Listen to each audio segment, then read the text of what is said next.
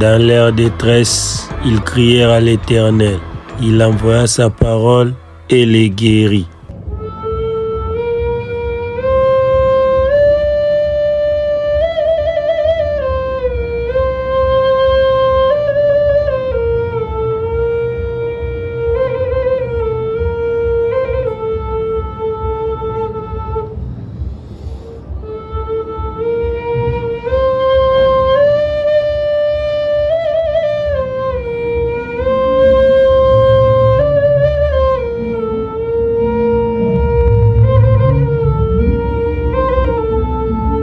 Peut-être dans le secret, il est en train de lutter. Toi, tu ne sais pas.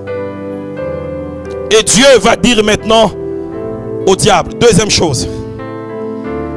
Pendant que Satan accusait Josué, Dieu lui a dit, tu veux que je te rappelle tes fautes?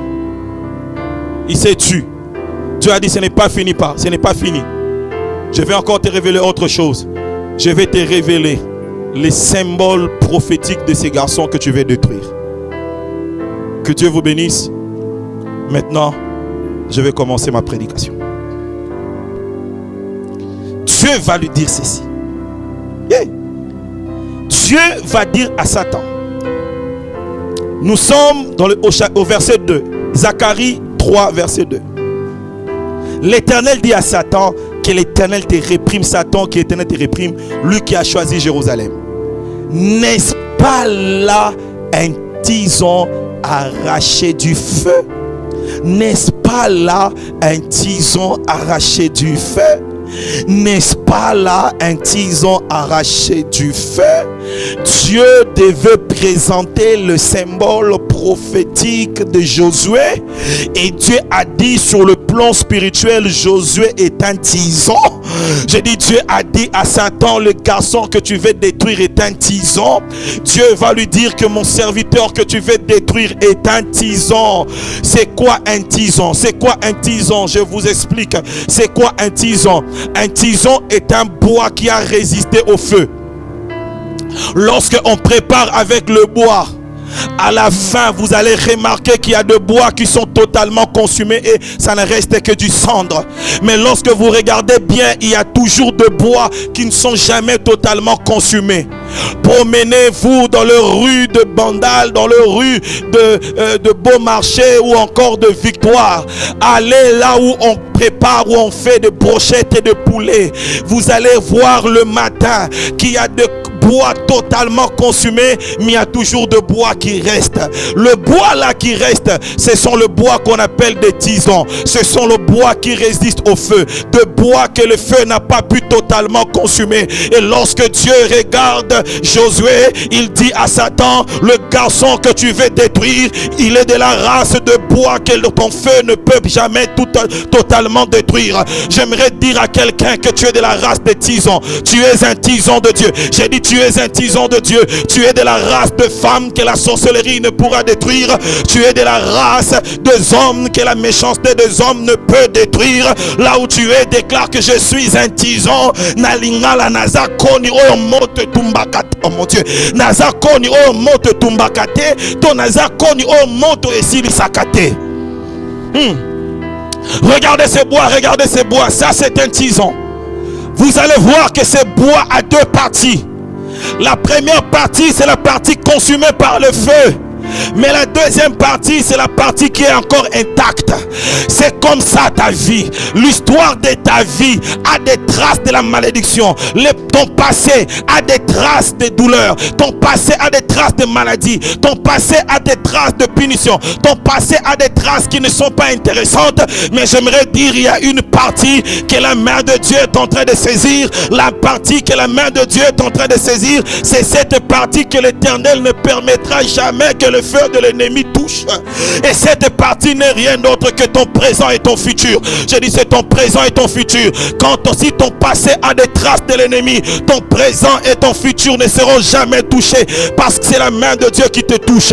Écoutez, église de Dieu, le bois ici que je tiens vient juste en face de l'église, là où on fait de brochettes. Écoutez maintenant, je vais vous dire une chose. Hey. Ces bois viennent d'être sauvés.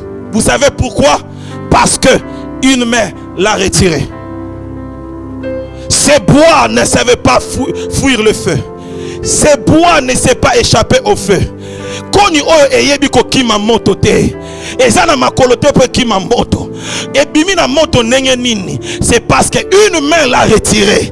Oh, j'aimerais dire à quelqu'un, quand l'ennemi va répandre le feu de la destruction dans ta famille, quand l'ennemi va répandre le feu de la destruction dans cette génération, il y a des hommes et des femmes qui ne seront jamais touchés. Ce n'est pas parce qu'ils sont intelligents, ce n'est pas parce qu'ils sont beaux, ce n'est pas parce qu'ils sont noirs, ce n'est pas parce qu'ils sont belles, ce n'est pas parce qu'ils sont africains, ce n'est pas parce qu'ils sont européens ou américains, mais c'est parce qu'il y a une main qui s'est décidée de les retirer pour dire Corona, tu ne vas pas détruire tout le monde. J'aimerais dire au feu de l'ennemi qui se répand, j'aimerais parler au gouvernement, faites tout ce que vous voulez. Il y a des nations qui ne seront pas touchées, il y aura des villes qui ne seront pas touchées, il y a des familles qui ne seront pas touchées, il y a des femmes et des hommes qui ne seront pas touchés. Ce n'est pas parce qu'ils sont saints, ce n'est pas parce qu'ils sont beaux, ce n'est pas parce qu'ils sont forts ou intelligents, mais c'est parce qu'il y a une main qui dit pas eux, pas eux, pas eux, pas eux. Que les Américains m'excusent, ça c'est la plus grande puissance du monde, mais regardez combien de gens sont touchés aujourd'hui aux États-Unis. Ce n'est pas parce que vous êtes puissant ou faible. Il y a un certain moment, il y a des crises, vous ne pouvez échapper à certaines crises que si la main de Dieu se décide de vous retirer du feu. Béni soit cet homme qui me suit maintenant. Je déclare que tu es de la race de Tison. Dieu te retire du feu. Je déclare que tu es de la race. Mon Dieu, je connais même des gens qui étaient atteints du corona, de Covid-19, mais ils sont guéris. Ce n'est pas parce que tu as été bien traité, parce qu'il y a des gens qui ont été traités mais qui sont partis. Mais toi, Dieu a dit, je te retire du feu. Je te retire du feu. Je connais un pasteur, Steve. Il est à Bruxelles, il est en Belgique. Il a été atteint du corona, mais aujourd'hui il est guéri. Il reconnaît que c'est Dieu qui m'a retiré. Deuxième chose, là où on a retiré ces bois, il n'était pas le seul bois au feu. Ils étaient plusieurs. Mais celui qui l'a retiré n'a pas retiré tout le bois. C'est lui qui l'a retiré, n'a retiré qu'un seul. Ça, c'est la sélection divine. Lorsque Dieu peut voir un grand nombre être détruit, mais papa récupérer tout le monde. Il y a des gens qui vont jouir de l'élection de Dieu. C'est ce qu'on appelle la grâce. C'est ce qu'on appelle la grâce. Je suis arrivé à l'église, je devais prêcher sur les tisons. J'ai appelé un de mes fils. Je lui ai dit, va en face, va voir là où on a allumé le feu, là où on prépare des brochettes. Va me prendre un bois. Il est parti. Il m'a récupéré un bois, il est venu avec, il en est ainsi sur l'œuvre de la croix, sur l'œuvre du salut. L'Éternel était au ciel, il a dit à son fils Jésus, va sur la terre, va me chercher des tisons, des hommes que toi tu vas choisir, des hommes que toi tu ne vas pas permettre qu'ils soient détruits, mais seulement le prix doit être d'abord leur foi et le fait d'accepter que tu sois leur Seigneur. Dis après moi, je suis un tison, je suis un tison, je suis un tison. J'informe à tes ennemis que toi tu es de la race des hommes qu'on ne peut pas détruire facilement. J'informe à tes adversaires, j'informe aux esprits, j'informe au système que toi tu n'es pas de la race de femmes que les épreuves vont détruire. Oh mon Dieu, oh mon Dieu, oh mon Dieu. Je connais une femme qui traverse des moments difficiles, mais regardez comment est-ce qu'elle loue Dieu, regardez comment est-ce qu'elle adore Dieu. On se pose la question, elle adore Dieu parce qu'elle a vu un miracle? Non, elle n'a pas vu un miracle, c'est un tison. Les épreuves de la vie n'ont pas pu confiner son adoration. Les épreuves de la vie n'ont pas pu confiner sa foi. Les épreuves de la vie n'ont pas pu confiner son attachement à Dieu. N'ont pas pu confiner son attachement à Dieu. Tikana ebisa mutomo kwa zola nangai. Ba pasi ya vie na yo ekosili sayote. Yo za tison ya nzambe. Tu es de la race des tisons de Dieu, des hommes et des femmes que les épreuves de la vie ne sauront anéantir. Ne seront anéantir. Nous avons commencé l'université avec plusieurs de collègues. Plusieurs ont abandonné les études. Jusqu'à la première année, ils ont abandonné. D'autres, à la deuxième année, ils ont abandonné. D'autres encore, troisième année, ils ont abandonné. C'est quoi la raison? Soit la maladie, soit parce que les parents n'avaient pas de moyens. Mais comment est-ce que toi, tu as fini tes études alors que tu viens d'une famille pauvre? C'est parce que toi, tu es un tison. Tu es capable d'affronter les épreuves de la vie et de sortir champion. de sortir champion. Venez dans nos églises, surtout en Afrique. Venez voir comment est-ce que les Africains dans leur pauvreté, ils louent Dieu. Venez voir en Afrique comment est-ce que dans la pauvreté, les Africains donnent. Ils donnent les offrandes. Ils n'ont rien, mais ils donnent des offrandes. N'est-ce pas que vous critiquez des pasteurs? Comment est-ce que cette population est pauvre, mais vous demandez toujours les offrandes? C'est parce que ce sont des tisons. Leur richesse, ce n'est pas ce qu'ils ont. Leur richesse, c'est l'espérance en eux. L'espérance de croire que Christ en eux, c'est l'espérance de la gloire. Ce sont des tisons de Dieu. Nous sommes des tisons de Dieu. Ça ne va pas, mais on continue. On ne lâche pas. On continue, on ne lâche pas. Je t'ai dit, continue, ne lâche pas.